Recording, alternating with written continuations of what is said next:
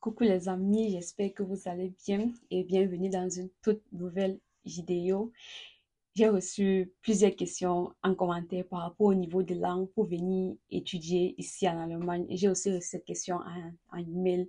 Au lieu de répondre plusieurs fois, j'ai décidé de faire rapidement une vidéo par rapport. Et il faut déjà savoir qu'ici en Allemagne, il y a environ 6 niveaux de langue. Il y a le A1, le A2, le B1, le B2, le C1 et le C2. Et chaque niveau correspond à une compétence spécifique.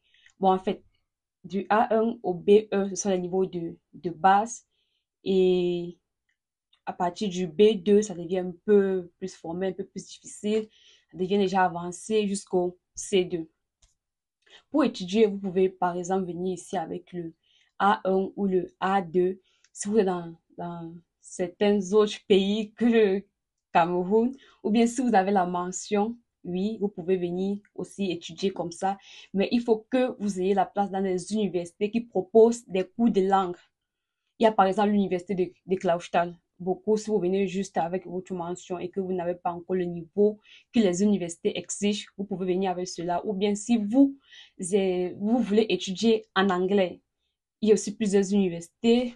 Dans presque toutes les universités déjà, c'est possible d'étudier en anglais. Ce n'est pas toutes les filières quand même qui sont en anglais. Et là, vous n'aurez pas forcément besoin d'un niveau C1. En fait, toutes les universités, si vous comptez étudier en général en Allemagne sans avoir des limites pour pouvoir changer les universités quand c'est grave, pour pouvoir facilement avoir la place, c'est le C1 qu'il faut avoir, le niveau C1.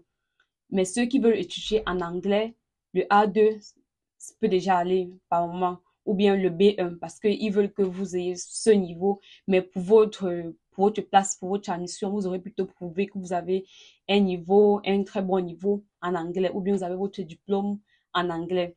Bon, mais dans cette vidéo, je vais vous parler du niveau de langue allemand, pas de celui d'anglais. Celui d'anglais pourrait vous en parler dans une autre vidéo. Pour votre niveau d'allemand, c'est le C1.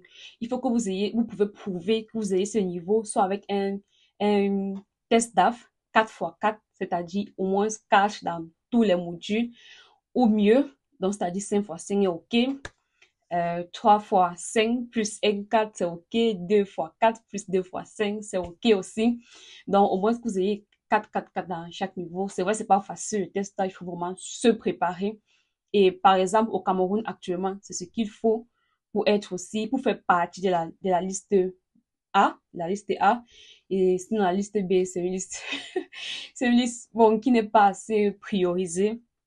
Et vous pouvez aussi rater votre rentrée si vous êtes dans la liste B et que cela dure beaucoup, vous attendez beaucoup, votre admission va se périmer.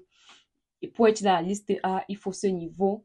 Et aussi, étant dans d'autres pays, pour avoir la place directement à l'université, il faut aussi le C1. Maintenant, là, c'est sûr, il n'y aura pas forcément de liste A, liste B, mais il faut avoir le C1 parce que ça va être là que vous pouvez étudier à l'université, dans la plupart des universités de ce niveau qu'ils vous recommandent. Et soit ce test DAF, soit le TELC Deutsch C1. Et cela, vous pouvez composer, je pense, rien qu'ici en Allemagne, parce que quand moi j'étais encore dans mon pays, je n'avais pas la possibilité de faire d'autres examens en dehors du test DAF. Et, et ici, j'ai fait le DSH, donc c'est aussi le troisième équivalent au niveau de langue C1 en allemand. Donc, premièrement, le test DAF avec au moins 4 4 dans chaque module. Parce que si vous avez 3 3 c'est le B2, ce n'est pas le C1. Deuxièmement, le TELC Deutsch C1, vous pouvez composer cela ici en Allemagne.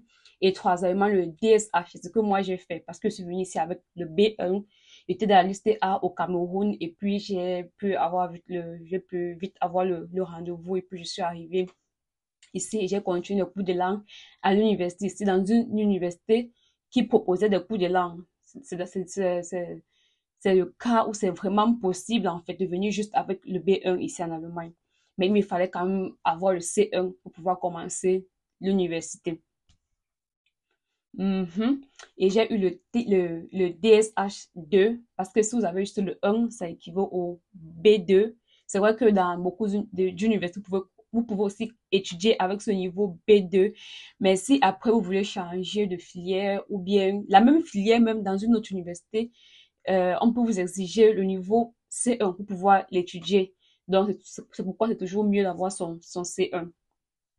Bon, troisièmement, le DSH2 et, ou aussi le DSD2. Et c'est aussi en Allemagne qu'on a la possibilité de composer cela. Ou bien, depuis votre pays d'origine, vous pouvez aussi composer et obtenir votre certificat C2, le Goethe certificat